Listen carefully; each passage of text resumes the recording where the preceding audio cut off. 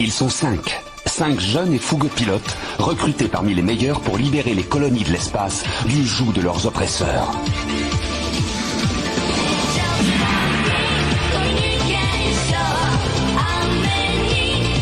Hiro, le plus déterminé.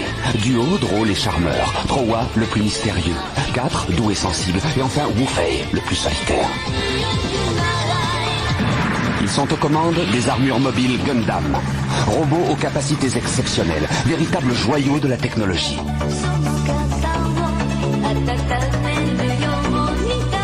Dans leur combat pour la liberté, ces courageux pilotes et leurs armures sont soutenus par Relena, la douce et jeune héritière du royaume pacifiste de Sank.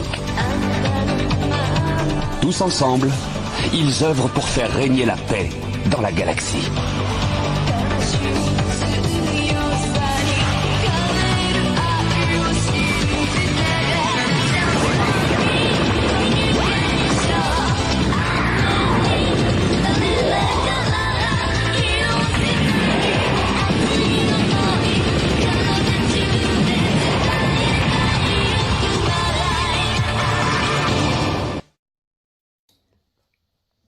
Salut les amis, c'est Kai. Je me suis dit qu'il était bon temps de faire un petit peu une petite séquence nostalgie, car je pense que l'animé que je vais aborder maintenant, tous ceux qui avaient gagné télé en 2002 l'ont regardé. Effectivement, je vais aborder Gundam Wing. Il faut bien admettre que cet animé est sorti au Japon en 1995, il a été diffusé en France qu'en 2002. Et pas forcément en intégralité, ça s'est alterné entre Fun TV et M6 avant d'avoir l'intégralité des épisodes. Même si le Gundam Seed j'ai évoqué dans une autre review reste pour moi la référence absolue des séries Gundam, parce qu'il est beaucoup plus abouti et beaucoup plus mature en cela, et qui a permis de aussi relancer la popularité Gundam. Il faut bien admettre que Gundam Seed a beaucoup participé à cela. Il faut bien également admettre que Gundam Wing fut pour beaucoup d'occidentaux l'un des premiers contacts que nous avons eu avec la série des Gundam. Alors bien sûr, certains avaient connu du Evangelion, du Robotech, on parle d'une génération beaucoup plus ancienne, mais par rapport à la série Gundam, la série Gundam Wing, même si elle est plusieurs crans en dessous de Gundam Seed à mon sens, parce qu'elle est beaucoup plus immature, beaucoup plus jeune, beaucoup plus légère, ça reste une série qui pose entre guillemets les bases de l'ensemble des Gundam que l'on a pu voir par la suite ou donner envie de voir les séries précédentes. Très simplement, on est toujours sur une logique où il y a des colonies dans l'espace, qui sont numérotées et qui sont plus ou moins distantes d'un certain nombre de points L1 à L5. Et ces colonies en elles-mêmes, il y a l'Alliance terrestre qui, effectivement, n'apprécie pas trop l'indépendance des colonies. Au sein même de l'Alliance, il y a le mouvement OSE qui est totalement radical et qui veut tout simplement se débarrasser des colonies et qui a infiltré l'Alliance, ce qui fait que ça a enclenché le conflit.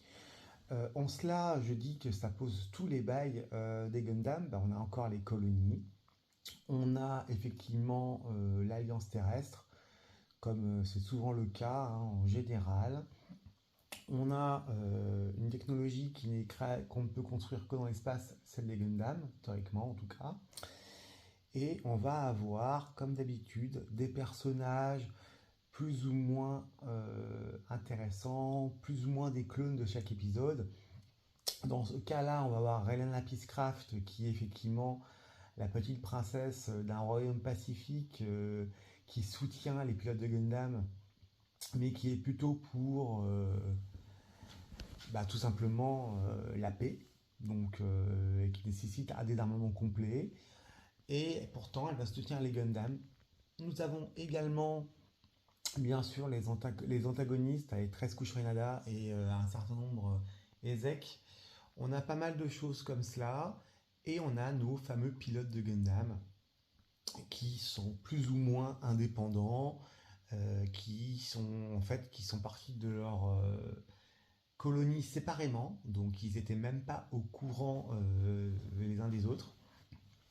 Et on va avoir un large panel de personnages, comme il est dit dans le générique français, qui a dû marquer les esprits, qui a dû rappeler à beaucoup de monde, à Nostalgie quand tu nous tiens.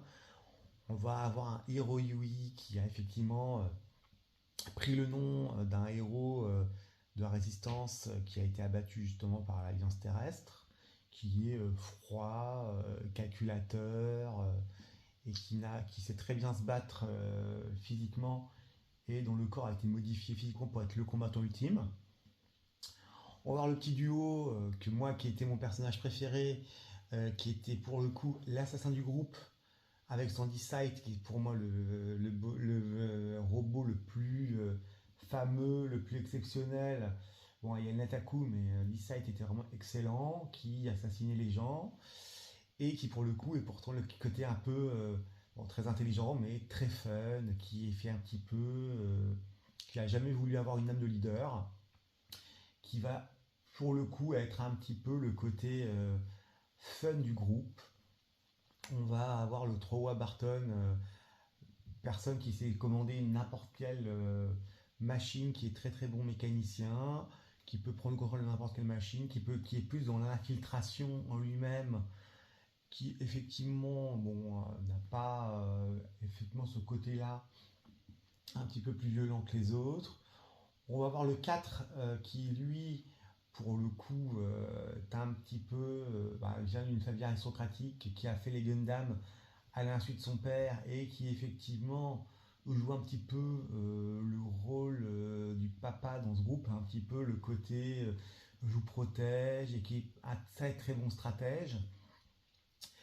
Et on va avoir le dernier qui effectivement est petit combattant chinois qui vient d'un vieux clan antique qui a une réputation à tenir, où l'honneur fait tout, qui est effectivement, qui va pour le coup passer beaucoup de ses combats en solo et qui pense combattre pour la justice. Donc, parmi ces 5 personnages, forcément, bien sûr, c'est le Hiro Yui qui est en priorité, qui est mis à l'honneur, mais il y a quand même une certaine alchimie entre ces personnages, ces combattants qui chacun combattent pour leur colonie, qui viennent de terrains différents, d'armements différents, qui ont des personnalités spécifiques et des personnalités toutes différentes avec un background qui va être un peu plus approfondi. On va avoir effectivement la petite romance avec Relena et Hiro.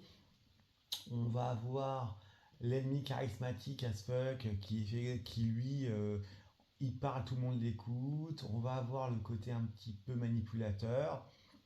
Les jeux de pouvoir, les trahisons. Donc on est vraiment dans ce qui va faire qui va poser les fondamentaux et les fondations quelque part de l'ensemble des Gundam qui arrivent par la suite ou même avant. On pose vraiment un cadre et un contexte. L'animation pour l'année où c'est sorti, effectivement, maintenant avec du recul, ça pourrait paraître comme un petit peu dépassé. Tout de même, on reste sur une animation qui était relativement bonne pour l'époque, assez fluide, avec, c'était un petit peu des dessins qui faisaient encore un petit peu en mode Bandai Namco, hein, on avait vraiment l'impression que c'était pour vendre des jouets, mais c'était graphiquement honnête, voilà. On reste malgré tout sur 49 épisodes de 24 minutes qui sont assez intéressants, assez riches, avec différentes alchimies, des combats très intéressants, les colonies qui ont balancé leur Gundam et leurs pilotes de Gundam pour se venger. On est dans ce côté un petit peu vengeance, l'humanité, la guerre, est-ce que c'est le seul choix de l'humanité? Donc déjà on pose un petit peu les bases, les concepts de départ qui vont être un petit peu de est-ce que la nature humaine peut-elle changer? Est-ce que la paix est une bonne chose? Est-ce que la vengeance n'a pas d'autre vengeance? Le cercle de violence, quelque part à un niveau moindre, hein, on reste déjà sur tout ce qui est l'humain, inévitable, un peu comme dans l'attaque des Titans, à un niveau beaucoup plus élaboré. Et on arrivera notamment dans Gundam Seed à une série toujours beaucoup plus mature, beaucoup plus adulte. Là, on est vraiment un peu sur du léger, mais ça se regardait très bien. Et je me souviens, hein, comme beaucoup, j'espère, que c'était vraiment une série que je ne voulais absolument pas louper. Et quand j'ai découvert ça, ça m'a donné envie de me replonger dans les mechas, alors que franchement, c'était pas du tout ma cam. Donc, on est vraiment sur quelque chose qui a lancé quelque part une mode en Occident, puisque franchement, on n'était pas du tout là-dedans. C'était intéressant, c'était riche, c'était nostalgique, il y avait vraiment un décor qui était posé. Donc, je trouvais que c'était intéressant d'aborder ce sujet, même s'il y a un film de nostalgique qui parle. Toutefois, je trouve que ça passe encore très bien. Voilà, c'était mon petit retour. Alors, à vous, hein, un petit pouce bleu ou dislikez si vous n'avez pas ma vidéo, hein.